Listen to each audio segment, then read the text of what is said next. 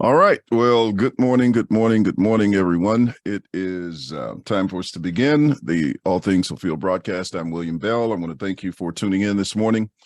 For more information on the subjects that we cover, you can visit our website at allthingsfulfilled.com. In addition, if there's any materials that you choose that we have presented and published, you can find them at allthingsfulfilled.com/shop. And be sure to visit our YouTube channel at All Things Fulfilled. If you have any comments on the lesson, feel free to just type them in. We do read them and check them out, and we go back and research them when we have the time. But, most of the time we try to give you a response in real time, or at least here on the broadcast, or later on when we get an opportunity to review those. So we have with us this morning Beatrice and Gail and Timothy and Rod, and I know some others will be coming in shortly, but thank you for tuning in. So let's go ahead and get right underway with our message this morning. And we're talking about the book of Revelation, chapter 9. This is part 3 of the sounding of the fifth trumpet in our presentation, where we deal a bit more with the locusts. And good morning to you, Sabrina.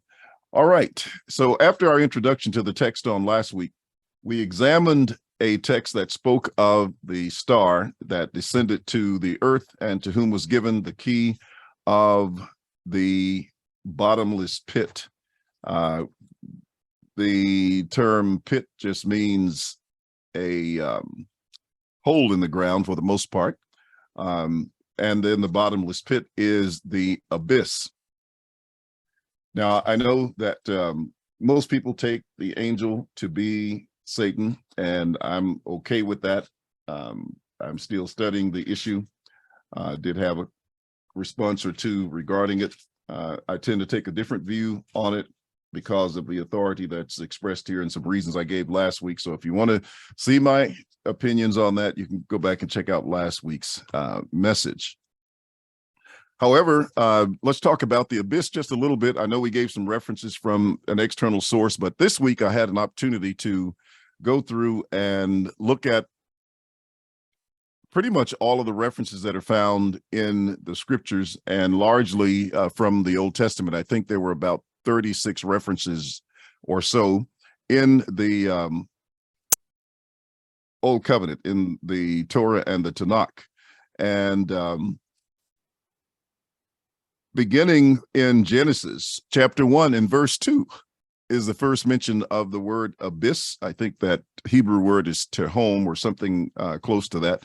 Nevertheless, it's used primarily to talk about the depth of the sea, the ocean, rivers, could refer to a grave, also could refer to any, even by way of contrast, the depth of a mountain compared to its peak, etc. So any deep place. Another place that you find it besides Genesis 1:2, she says the abyss, a place of no knowledge. Okay, that's apparently a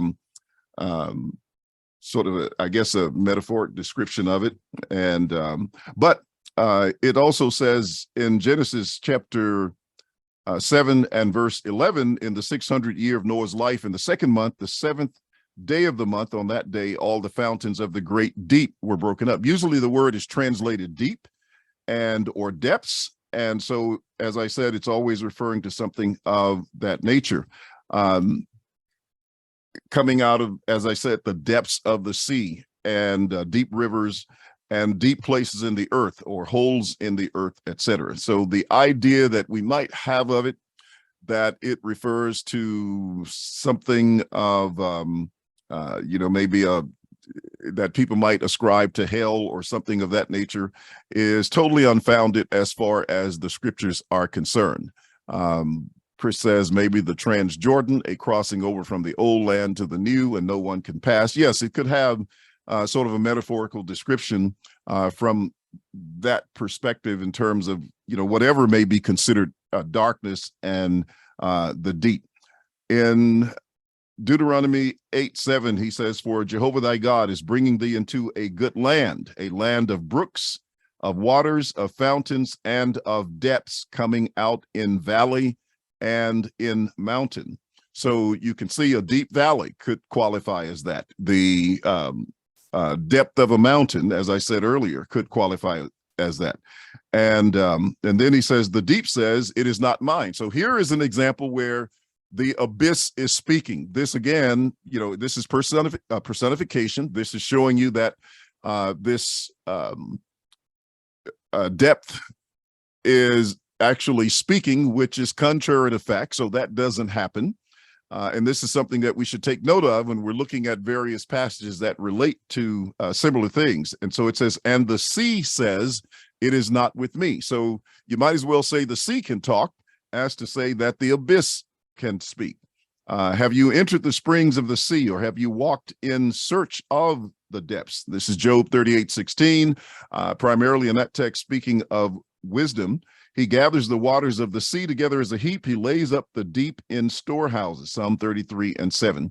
And then you have the reference to the, well, of course, David speaking of some of his troubles, but also you have the reference to the Exodus, where he says, you who have shown me, let me see if I'm reading the right one here. I think it's Psalm 77 in verse 16. The waters you saw, or the waters saw you, O God, the waters saw you, they were afraid, the depths also tremble, Psalm 77:16. And then in verse 9 of Psalms 106, for sure he's referring to that. He says, he rebuked the Red Sea also, and it dried up. So he led them through the depths. So the people of Israel walked through the abyss.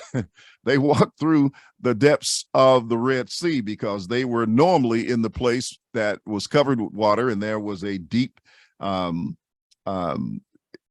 space where they walked through on dry land. So from that, and you can also see this in Sirach and various other places in the Old Covenant, that is referring to this concept of the depths and of the abyss. And so let's see, we might have just a couple more that I want to give. Verse 15 of Ezekiel, I'll read a few passages in this context that is dealing with the fall of Pharaoh. And it says, thus says the Lord God, in the day when it went down to Sheol, I caused mourning, I covered the deep, there's the abyss, because of it. I restrained its rivers, and the great waters were held back. Now, it's possibly talking about the Nile there, the depths of the Nile as the abyss. He says, I call Lebanon to mourn for it, and all the trees of the field wilted because of it. I made the nation shake at the sound of its fall when I cast it down to Sheol together with those who descend into the pit. So you can see how the pit is related to that as well. And all the trees of Eden, the choice of the best of Lebanon, and all that drink water were comforted in the depths of the earth. They also went down to Sheol with it, with those slain by the sword, and those who were its strong arm dwelt in its shadows among the nations. Well, this is possibly referring to the Exodus in this case, where he speaks about them going down, but it also could be referring to another event that relates to Pharaoh. But he says, to which of the trees in Eden will you then be likened in glory and greatness? Yet you shall be brought down with the trees of Eden to the depths of the earth, to the abyss, and shall lie in the midst of the uncircumcised with those slain by the sword. This is Pharaoh and all his multitude, says the Lord God. Ezekiel 31 and verse 18. So from that, you can see that what we're dealing with here is something that is used in a figurative sense.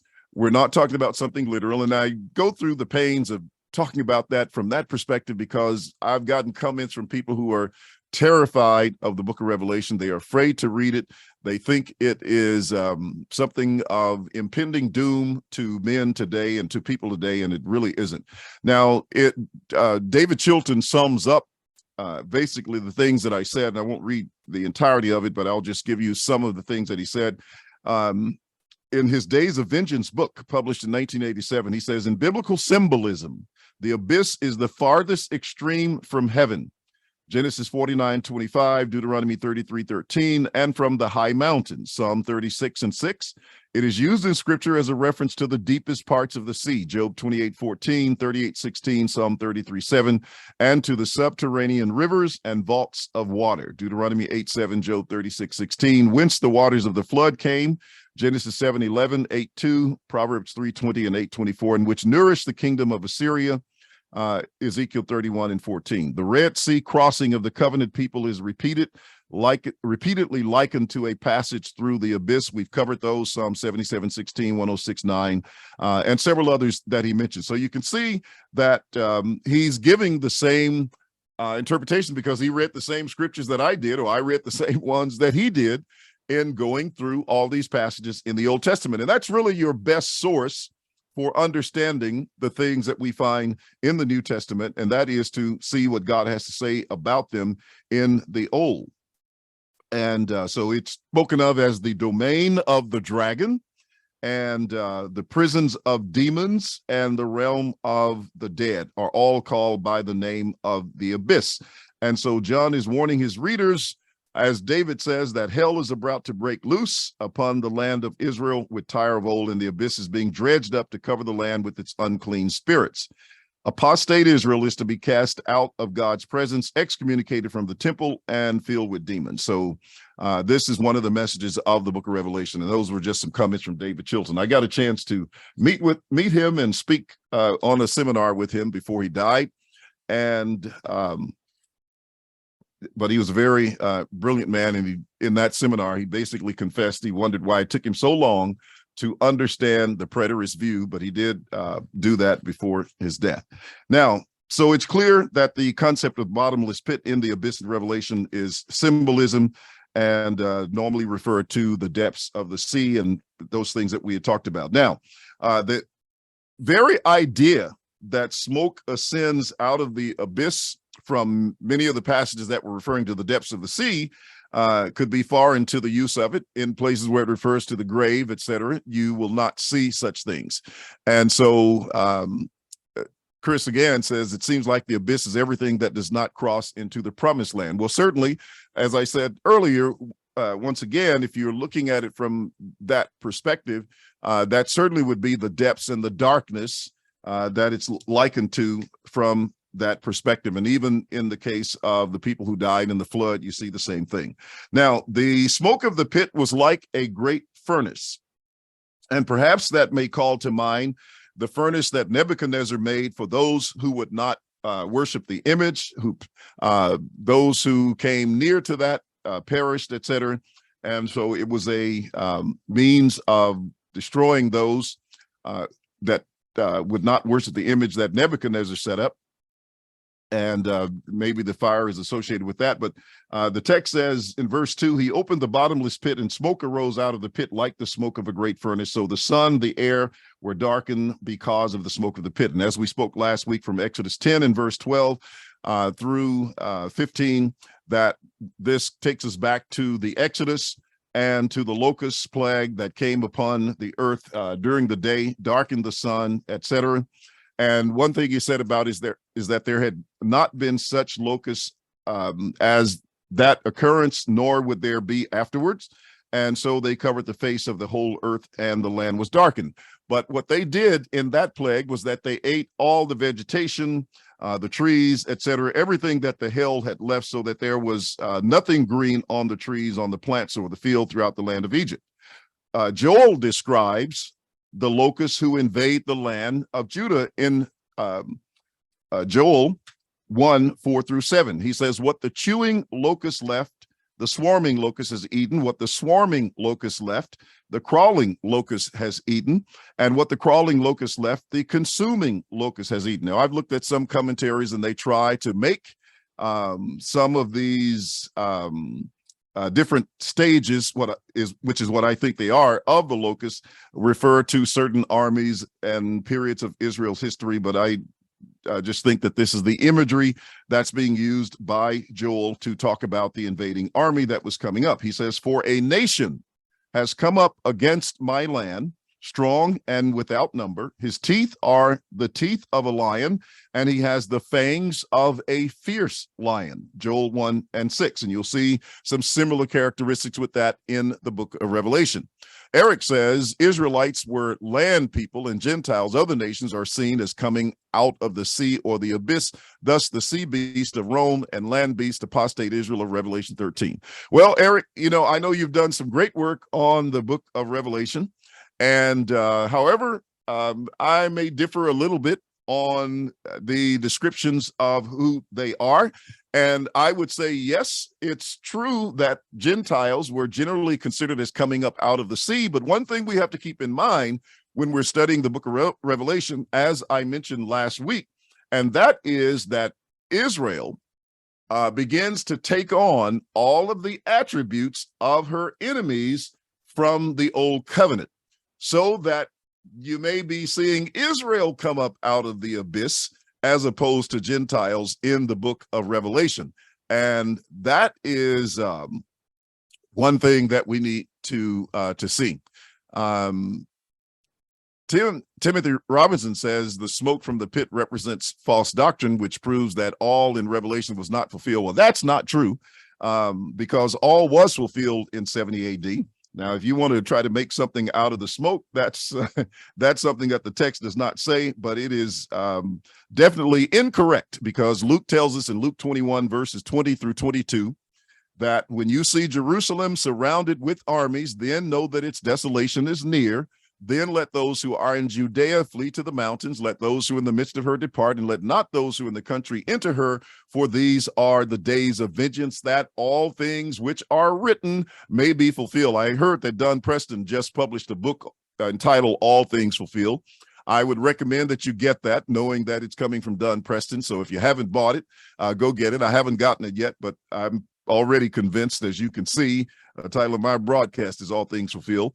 And it says that generation wouldn't pass until all those things were fulfilled. So unless we got people living in the generation today from the first century, then we have a really, really, I would say, just impossible proposition to try to make anything in Revelation or in the scriptures relating to Bible prophecy as future to us today. And Lavera, I saw you say hello to me, and I want to say hello to you because I haven't spoken to you in a while. Now, so that's very, very important for us to understand. And in Joel chapter 2, verses 3 through 11, Joel describes the Chaldean army as the locusts. And so I will just recommend that you go back and read that to see what Joel has to say about them. But he describes them as an invading army, and very, very graphically in that chapter. I said Joel 3, but I believe it's Joel 2 in the context. At any rate, this is what Joel is talking about. Now, as we said also, they were only to harm those who did not have the seal of God on their foreheads. And therefore, as the text says, they were commanded not to harm the grass of the earth or any green thing or any tree, but only those men who did not have the seal of God on their foreheads. Revelation 9 and verse 4. Now, that reflects back to chapter 7 and verse 3, where the text spoke of the ones who were sealed, where they were told, the angels were told, do not harm the earth, the sea, or the trees till we have sealed the servants of God on their forehead, the servants of our God on their foreheads. And I heard the number of those who were sealed, 144,000 of all the tribes of the children of Israel were sealed. And in addition to that, there was a number which no man could number. And so they were sealed. Now, when we talk about this sealing, this indicated that they were priestly kings, which is mentioned in Revelation 1, 5, and 6, when he says, and from Jesus Christ, the faithful witness, the firstborn from the dead, and the ruler over the kings of the earth, to whom he who loved us and washed us from our sins in his own blood, and has made us kings and priests to his God and Father. To him be glory and dominion forever and ever. Amen. They had been washed as priests of the Levitical priesthood had to be washed. When you read Exodus 29 and verse 4, the sons of Aaron and as well as Aaron had to, when they approached the door of the tabernacle of meeting, they had to wash themselves with water. And when they went into the tabernacle of meeting, or when they come near the altar to minister, to burn an offering made by fire to the Lord, they had to wash lest they would die. And this is indicated in Revelation 7 because you see the 144,000 and the innumerable company serving God before his throne, and therefore indicating from the Old Testament background that they had to be washed, which I think is baptism, that they had to undergo in order for them to be cleansed and acceptable as the priest of God. The high priest, as we said, was also required to wash, but the text says he shall put on the holy linen tunic and linen trousers on his body. He shall be girded with the linen sash, and with the linen turban he shall be attired. These are the holy garments. Therefore he shall wash his body in water and put them on. That's Leviticus 16, verse 4. Now, the seal also was a mark of the priesthood, because in Exodus 29 and verse 36, he says, and you shall offer a bull every day as a sin offering for atonement. You shall cleanse the altar when you make atonement for it, and you shall anoint it to sanctify it. You shall also make a plate of pure gold and engrave on it like the engraving of a signet, holiness to the Lord. And you shall put it on a blue cord, that it may be on the turban. It shall be on the front of the turban. So it shall be on Aaron's forehead, that Aaron may bear the iniquity of the holy things which the children of Israel hallow in all their holy gifts. And it shall always be on his forehead, that they may be accepted before the Lord. So they wore this writing of holiness to the Lord on their forehead. And so this seal of God is both referring to their being sealed by the Spirit, as we mentioned before in Ephesians 1, 13 and 14, Ephesians 4 and verse 30, etc., and other such passages like I think 2 Timothy chapter 1 and verse 6. But nevertheless, this sealing was for their protection, and but also as a mark demonstrating that they were the priest of God. Now, in verse 5 of Revelation chapter 9, the text says, and they were given authority to kill them. Now, they were not given authority to kill them, but to torment them for 5 months. Their torment was like the torment of a scorpion when it strikes a man or stings a man, I think would be more accurate in the text. And then it says in verse 6, in those days men will seek death and will not find it. They will desire to die, and death will flee from them. Now, so the question then becomes, who is represented by these locusts? And while many say it's the Romans, I tend to agree with Arthur Ogden, who says that it is the Jews. The Jews were divided into two main factions and ideologies from the beginning. You have the Herodian party under the leadership of Annas, the high priest, who sought to quell the power of the Zealots. The Herodians wanted to avoid war with Rome and maintain their leadership, though under a foreign power. But the Zealots wanted an all-out war against Rome, and they turned on their own people and against any who sought to escape were killed. This came to a head when Agrippa II, who wanted peace, was at odds with Florus, who plundered the people and would not be persuaded. That resulted in a civil war. And so the Zealots, after a vicious struggle, slaughtered the leaders of the Herodians and became the rulers of the city. The Zealots were then divided into three warring factions: those under Eleazar, who was the leader of the first Zealot sedition; those under John Giscala; and those under Simon, the leader of the Idumeans. They were not given authority to kill them, but to torment them 5 months. So the locusts that are referred to in Revelation 9 and verse 5 were not given authority to kill them. And I think by that, and again, agreeing with Arthur Ogden on this particular point, is that they weren't the ones who were given to actually bring the city to its ultimate end, even though they were the ones who caused it and did much of the damage. So much so that Vespasian, I believe, even said, look, let's not waste our energy destroying the Jews, because they're doing a good job of that themselves. And if we were to go in and destroy them while they're consuming themselves, then it will take away from the glory, and they will say that we didn't really win the war, but it was their own sedition that did it, and would take some of the glory from Rome from that situation. But it was clear that it was the Jews who were doing this. And so he said concerning these locusts that they had tails like scorpions, and there were stings in their tails, and their power was to hurt men for 5 months. Now, while they were permitted to hurt and to torment all others except Christians, which is important, they were not given the task of bringing the nation to its destruction. Now, again, remember that in Revelation 7, we just mentioned that the Christians, those of the tribes of Israel and those of the nations, were sealed and protected. So the locusts were not to hurt them. And so we should ask ourselves, what did this 5 months appear? Let's see.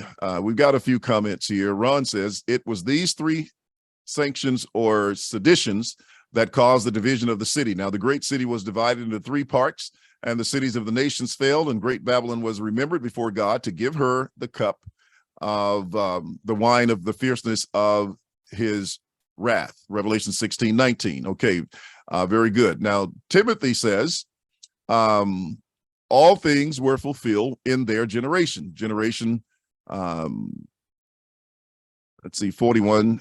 Jesus was born in generation 41. Pentecost was the fulfillment of all things in their generation 41.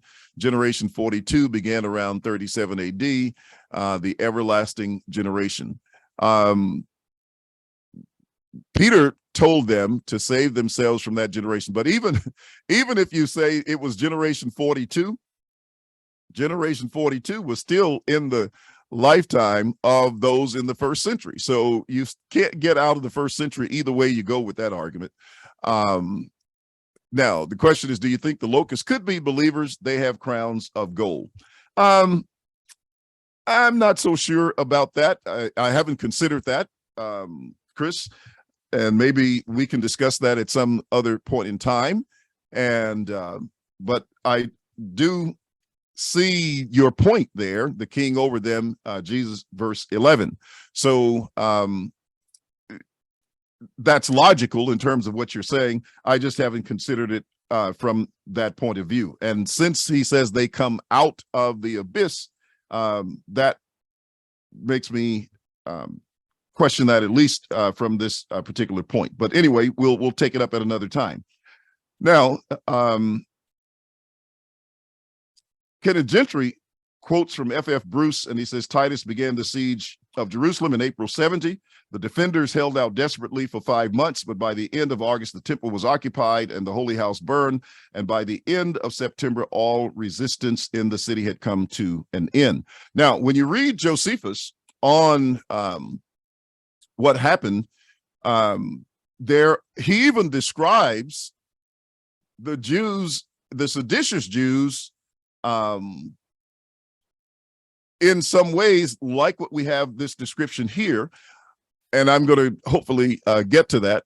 We're just about out of time, but let me at least get to this part, because he mentions even locusts that aided in the destruction of the city.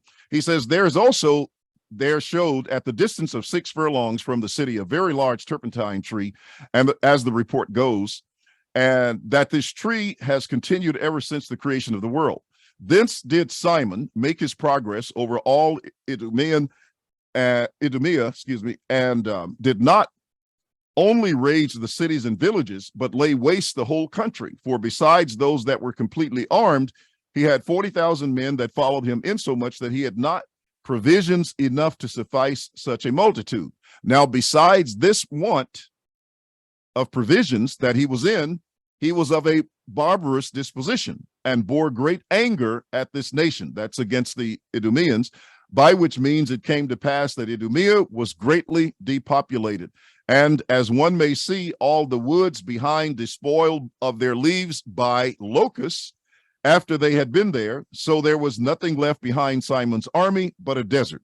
Some places they burnt down, some they utterly demolished, and whatsoever grew in the country, they either trotted down or fed upon it, and by their marches, they made the ground that was cultivated harder and more untractable than that which was barren.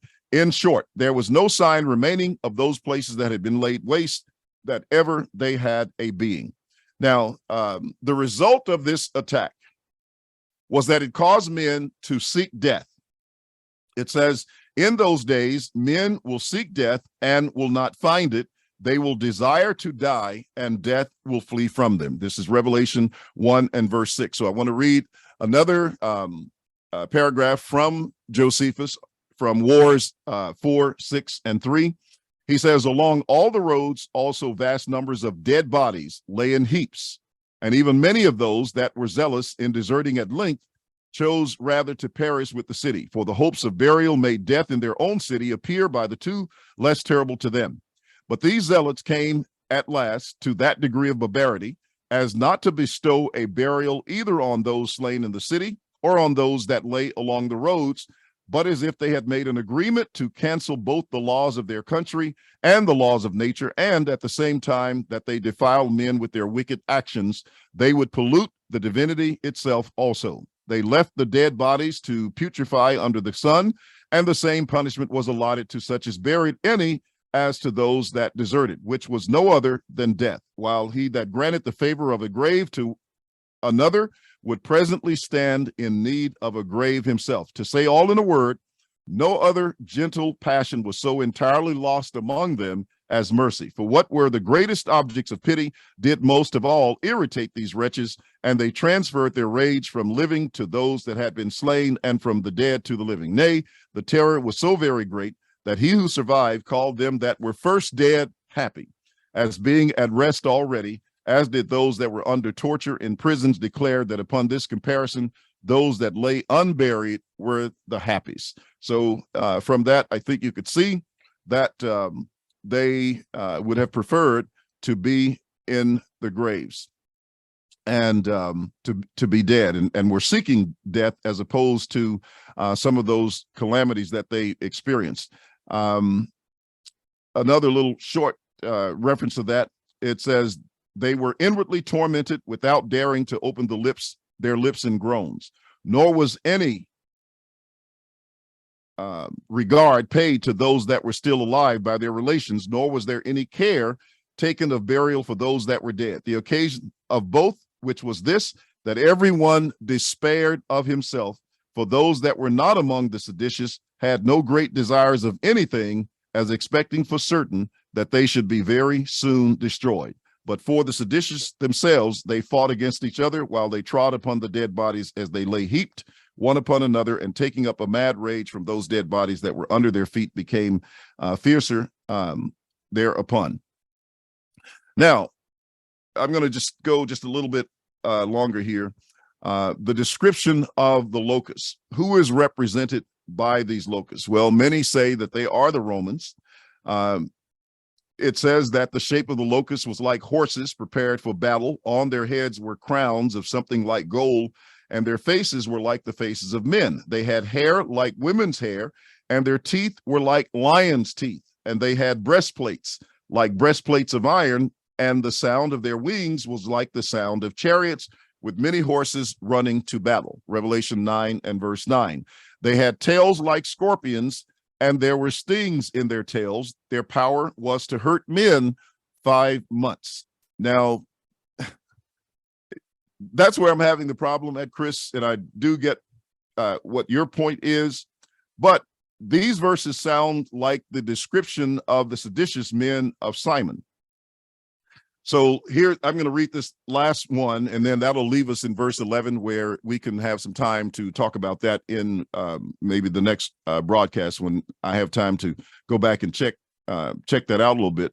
But it says, and now as soon as Simon had set his wife free and recovered her from the zealots, he returned back to the remainders of Idumea, and driving the nations all before him from all quarters, he compelled a great number of them to retire to Jerusalem, or driving the nation. He followed them himself also to the city and encompassed the wall all around again. And when he lighted upon any laborers that were coming there or thither out of the country, he slew them. Now Simon, who was without the wall, was a greater terror to the people than the Romans themselves, as were the zealots who were within it more heavy upon them both of the other. And during this time did the mischievous contrivances of courage of John corrupt the body of the Galileans, for these Galileans had advanced this John and made him very potent, and made them suitable requital for the authority he had obtained by their means, for he permitted them to do all things that any of them desired to do, while their inclination to plunder was insatiable, as was their zeal in searching the houses of the rich, and for the murdering of the men and abusing of the women. It was sport to them. Now, let's notice what they say in this last part that I think is striking. I'm not saying it's conclusive, but it's rather striking that it bears a resemblance to what is being said about these locusts. It says, they also devoured what spoils they had taken together with their blood, and indulged themselves in feminine wantonness without any disturbance till they were satiated therewith, while they decked their hair and put on women's garments, and were besmeared over with ointments, and that they might appear very comely, they had paint under their eyes, and imitated not only the ornaments, but also the lusts of women, and were guilty of such intolerable uncleanness, that they invented unlawful pleasures of that sort. And thus did they roll themselves up and down the city as in a brothel house, and defiled it entirely with their impure actions. Nay, while their faces looked like the faces of women, they kill with their right hands. And when their gait was effeminate, they presently attacked men, and became warriors, and drew their swords from under their finely dyed cloaks, and ran everybody through whom they alighted upon. And so it speaks of them, and even talked about their hair, etc. And because he says he decked their hair and he put on women's garments, etc. So I don't know if that has a correlation. I just think that it is rather interesting, and making some correlation with them, and then of their origin out of the bottomless pit. So we're going to stop there. We'll pick up at verse 11, because there are a couple of other things that I want to say in the verses that follow. And then we'll get into the sixth trumpet after that, maybe beginning on next week, depending on how much time that we take. But I want to thank everybody for tuning in. Let's go back and kind of see who all joined us. I think we covered pretty much everyone here. There's Stephen and Valathi, Mark, Andre, and Ron. Let's see. And of course, we mentioned Lavera, but there's a couple of comments here I want to check out. Andre asked if I'm on TikTok. I'm on TikTok, but I haven't done any lessons on TikTok. So I have yet to do some. I need to, put some on there, and I will do that. He says, that's what's happened when you apply the theology of covenant creation. People try to make metaphoric language out of everything. No, I'm not trying to make it out of everything, Mark. But there are just examples where you just can't do it. I don't know exactly and what specifically you are referring to when you say that, and maybe you should put a reference there that I can look over later. But the book of Revelation tells you that a lot of these things are in symbols and signs, and I think we need to, follow that scripturally inspired principle when we're studying the book, and not necessarily force everything, but when we study it and compare it with other passages, we can see what things should be and what things should not be. Okay, thank you for posting a link to Brother Preston's book. And what else do we have? We're just kind of touching up on these following things. I don't think that generation ended in 37 AD, because Peter and the rest of the apostles were living thereafter. So I would dare say that generation ended, because the generation that Jesus spoke of in Matthew 24 was the generation that would continue until the time of the temple. And he says, assuredly, I say to you, this generation would by no means pass away till all these things take place. So he didn't say that generation. He said this generation. And that was the generation that was still going to be around when the temple fell. John was there when he gave the Olivet Discourse. And so it happened in John's lifetime. All right, let's see. We've covered that one. And thank you, Deb, as well. And I think that's about it. I hope I didn't miss anybody. But Carlos, I may not have called your name as well. And so we appreciate you being here. All right. Well, thank you, everyone. Let's have a great Sunday morning and afternoon. Hope this gets your day started. Those of you who are starting with this message, and then we will look forward to seeing you on next week. God bless you all. And we're going to say good morning.